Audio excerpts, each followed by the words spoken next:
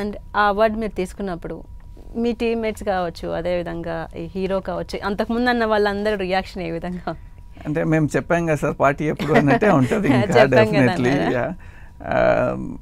సైమాక్ కూడా నామినేట్ అయ్యాము, అది కూడా అప్పుడు సైమాక్ కూడా నామినేట్ అయ్యాము. ఇప్పుడు నేషనల్ అవార్డు కూడా అప్లై చేసాము. So will see what happens. Everyone happy, మాకు అలానే ఉంటుంది. ఇప్పుడు కిరణ్ గారు కూడా అండ్ కాకి విశ్వాస్ కూడా వర్క్ చేశారు, ఎవరైతే ఎస్ఆర్ కళ్యాణ మండపం ఉన్నారో ఆయన కూడా వర్క్ చేశారు. సో అందరూ వెరీ హ్యాపీ. మా దగ్గర మాకేదో వచ్చినా వాళ్ళలానే ఫీల్ అవుతారు. కిరణ్ గారు కూడా పిలిచి ఆయనకు అవార్డు వచ్చినంత హ్యాపీగా ఉంటుంది ఎప్పుడు family journey. So then what about కేరామ్కి అట్లాంటి రివ్యూస్, అట్లాంటి మాటలు ఎవరైనా మాట్లాడడం జరిగిందా? అవార్డు వస్తుంది మీకు, సో వర్క్ బాగా చేశారు. 47 daysలో ఇట్స్ రేర్ థింగ్, ఎవరు అంతగా తక్కువ టైంలో చేయరు. దట్ టు స్టార్టింగ్లో డిజాస్టర్ టాక్తో స్టార్ట్ అయిందని కిరణ్ గారే చెప్పారు ఒక ఈవెంట్లో. సో మీరు ఎక్స్పెక్ట్ చేశారా ఆ విధమైన ఒక కామెంట్, డిజాస్టర్ అని చెప్పడం? అస్సలు ఎక్స్పెక్ట్ చేయలేదు. మాకు మేము సినిమా ల్యాండింగ్ విషయంలో very confident, very confident. First నుంచి నమ్ముతున్నాం. ఎందుకు వర్కౌట్ అవుతుంది అంటే ఇప్పుడు మీరు ఏదైతే ఆడియన్స్ ఎంజాయ్ చేస్తున్నారో కిరణ్ గారి మాస్ ఎలిమెంట్స్ అవన్నీ మేము వాటిని నమ్మాం బేసిక్గా. అవి ఉండి ఓ యూనిక్ స్టోరీ కుదిరింది. అమ్మాయికి ఒక ప్రాబ్లం ఉండడం, దాని త్రూ కిరణ్ గారు ఎఫెక్ట్ అవ్వడం, దీంట్లో మాస్ ఎలిమెంట్స్ డైరెక్టర్ చాలా బాగా బ్లెండ్ చేశారు. సో ఎక్కడ మిస్ఫైర్ అవుతుంది అనేది అసలు 1% లేదు. కానీ మార్నింగ్ వెరం పడుకోలేదు, 3:30, 4 o'clock దాకా చూస్తూ ఉన్నాం. రివ్యూస్ వచ్చాయి, కొద్దిగా డిసప్పాయింటెడ్. కాకపోతే కిరణ్ గారు ఏంటి అంటే నేను నమ్మింది ఎప్పుడు మిస్ అవ్వదు అని మొండిగా కూర్చుంటారు ఆయన, ఎప్పుడు మిస్ అవ్వదు చూడండి. టాక్ వచ్చినప్పుడు ఎవరు ఎక్కువ మోటివేట్ చేశారు? కిరణ్ గారే. అందరం డౌన్ అయిపోయాం, అందరం టెన్షన్ పడుతున్నాం. లేదు మిస్ అవ్వదు, నాది ఎప్పుడు తప్పదు, మీరు చూడండి అని. అండ్ మోస్ట్లీ నాకు ఫస్ట్ నుంచి I'm from Sircilla basically. So Kondagattu temple, Anjaneya Swamy temple నేను ఎక్కువ బిగ్ డివోటీ. నేను టాస్ వేసి చూసుకుంటా నా లైఫ్లో ఎప్పుడు చాలా ఇంపార్టెంట్ థింగ్స్ అని. కాకి టాస్ నమ్ముతాను, అదొక్కటే నమ్ముతాను. టాస్ వేసి చూస్తే బిగ్గెస్ట్ హిట్ అని వచ్చింది, మిస్ అవ్వలేదు. అంతకుముందు కొన్ని కిరణ్ గారి ఫిల్మ్స్ పోయినప్పుడు కూడా చేసి చూస్తే వచ్చింది. సో ఇది కూడా వచ్చింది పాజిటివ్ అని.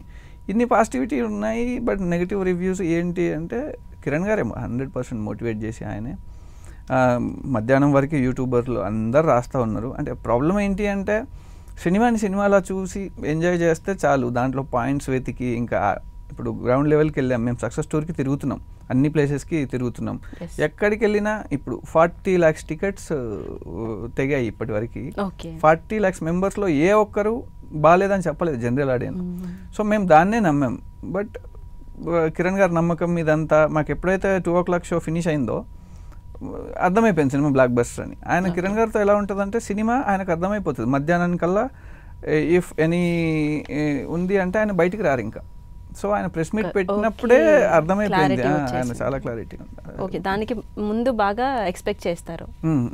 సో ఏ షో నుంచి మీకు పాజిటివ్ అని చెప్పి అర్థమైంది? మ్యాట్నీ అండి. మ్యాట్నీ అంటే ఇక్కడ ప్రాబ్లం ఏంటంటే యుఎస్ ప్రీమియర్ నుంచి నెగటివ్ రావడం ఒకటి. మేము శ్రీరాముల్లో ఫ్యాన్ షో వేసాం, దాంట్లో కొంచెం సౌండ్ ఇష్యూ అయింది.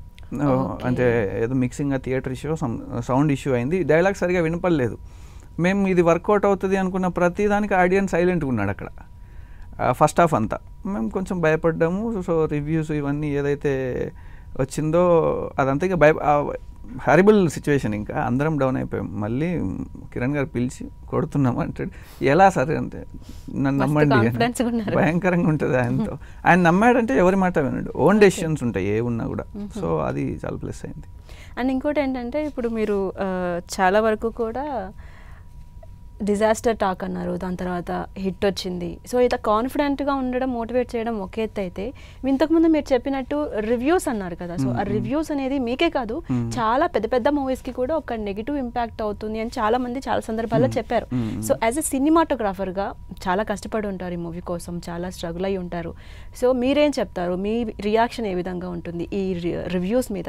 ఆ రివ్యూస్ అనేది రాంగ్ అంటారా, ఇచ్చేవాళ్ళు తప్పు అంటారా, ఏ విధంగా? అంటే రివ్యూస్ రాంగ్ అని అనము, ఎందుకంటే ఆ రివ్యూస్ అనేది దేర్ ఓన్ పర్స్పెక్టివ్. మనం అసలు దాన్ని ఆ పర్స్పెక్టివ్ని ఎప్పుడు తప్పడానికి లేదు. కానీ వాళ్ళు ఒక బౌండరీ లైన్లో చూస్తారు సినిమాని. సో ఆ ప్రాసెస్ కాకుండా తన ఓన్ ఒపీనియన్ కాకుండా ఇది ఆడియన్స్ ఎలా చూస్తాడు, బిఫోర్ ఆ హీరోకి పడిన హిట్స్ ఏంటి, అవి ఆడియన్స్ ఎలా తీసుకున్నారు, సో అలాంటి ఎలిమెంట్స్ దీంట్లో ఏమున్నాయి, దీని రిలేటెడ్ వాళ్ళు చూసి రివ్యూ ఇస్తే వెరీ హ్యాపీ. బట్ ఇప్పుడు ఏమవుతుందండి, మార్నింగ్ అంతమంది వాళ్ళు చాలా కాన్ఫిడెంట్గా అసలు సినిమా అది ఇది అని రాశారు, ఈవినింగ్కి హిట్ అయింది, పోయేది వాళ్ళ క్రెడిబిలిటీయే.